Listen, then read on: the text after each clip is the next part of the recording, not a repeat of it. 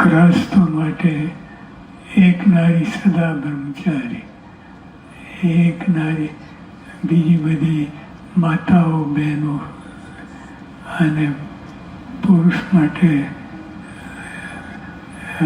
સ્ત્રી અન્ય કોઈ પુરુષને ના માને, પતિ તરીકે ના માને. કેવળ જો આવી રીતે આજ્ઞા પરાય તો તમે જો અમેરિકા, આફ્રિકા, ઓસ્ટ્રેલિયા આ બધા હરિભક્તો ક્યાં ગુરુ પૂનમે આવવાના છે?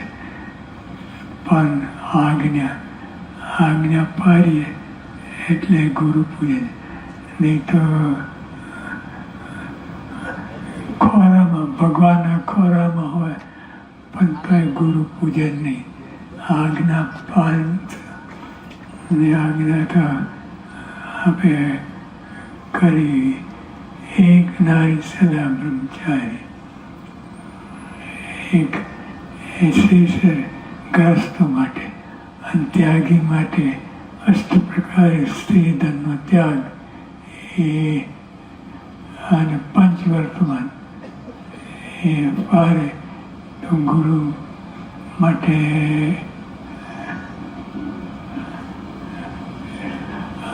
સંતો માટે ગુરુ પૂજન કહેવાય. નહીં તો ખોરામાં હોય, પડ્યો પાછળ હોય તો ગુરુ પૂજન નહીં. એટલે આપણે ચંદન ચોખા એ પણ કરવાનું છે. ચંદન ચોખા અવકાશ મળે, સમય મળે એ પણ કરે. યોગી આપણે કોઈ દિવસ શાસ્ત્રીમાં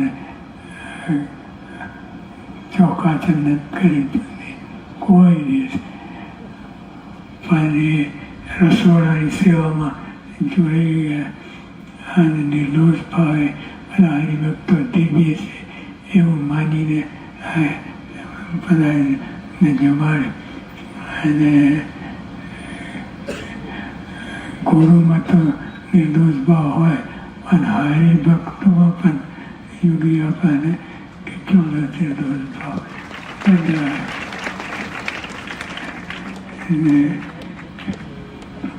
એટલે આપણે પહેલું તો આજ્ઞા પાલન તો આપણે સમીપે છે. અને આજ્ઞાનું પાલન ના હોય તો ખોરામાં હોય તો હજારો ગૌ છીટું પડી જાય. અને બીજી નિર્દોષ ભાવ, ગુરુમાં નિર્દોષ ભાવ હોય એટલે નિર્દોષ તો હોવા જોઈએ. સાક્ષાત પરબ્રહ્મ સ્વરૂપ છે. નિર્દોષ ભાવ ના હોય તો કારણ હજામત નિર્દોષમાં તો આશ્રય પૂજન. યોગી આપા કહેવા કે ગુરુમાં નિર્દોષ ભાવ એ જ ગુરુ પૂજન. એટલે ખરેખર ત્યાં આ બધો મામલો ઠપ થઈ જાય. આપણે કહીએ છીએ બે શબ્દ ગુરુ પૂજન નિર્દોષમાં, પણ એ નિર્દોષ બુદ્ધિ ગુરુમાં રહી એ બહુ અઘરું છે. અને એ જ સાધના છે. આપણે સાધના કરીએ તો એ જ સાધના અને ગુરુમય થઈએ. ગુરુ નજર સામે હાથ જોડીને નિર્માણ પણ અને જો ભગવાન યોગીઓ પ્રમુખ સાહેબ બધાને શું ગમે? નિર્માની સંત. નિર્માની સંત હોય બધાને ગમે, બધાને કોઈ બાકી નહીં, બધાને ગમે. નિર્મય જરાક દાંડાઈ આવી કે હું કંઈક છું અને મારાથી બધું આ થાય છે, એ ખાંડ ખાય છે. એવા તો તારા જેવા કેટલાય આખું બ્રહ્માંડ મેળવ્યું છે. એ અને ગુરુમાં નિર્દોષ ભાવ, નિર્દોષ બુદ્ધિ થવી છે. એ બહુ અઘરું છે. અને આ ગુરુને વર્તન જ એવું હોય છે કે એ સામેથી એમનામાં નિર્દોષ ભાવ પ્રગટાય.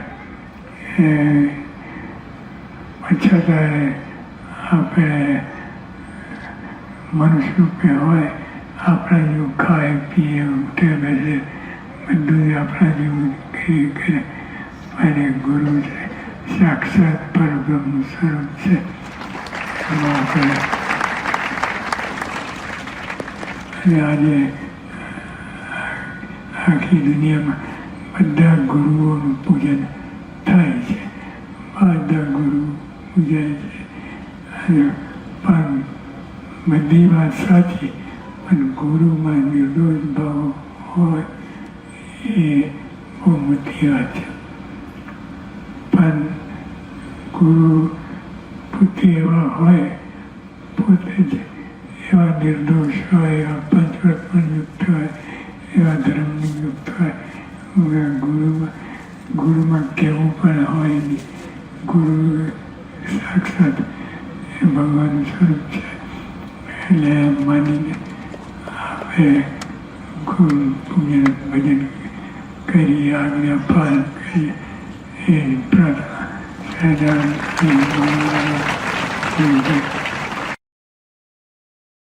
પરંતુ તે વખતે સ્વામીશ્રી સાથે વિચરણમાં રહેતી ગાડીઓના ચાલકોએ મોટર ગરમ કરવા ગાડીઓના આટા મારવા શરૂ કર્યા.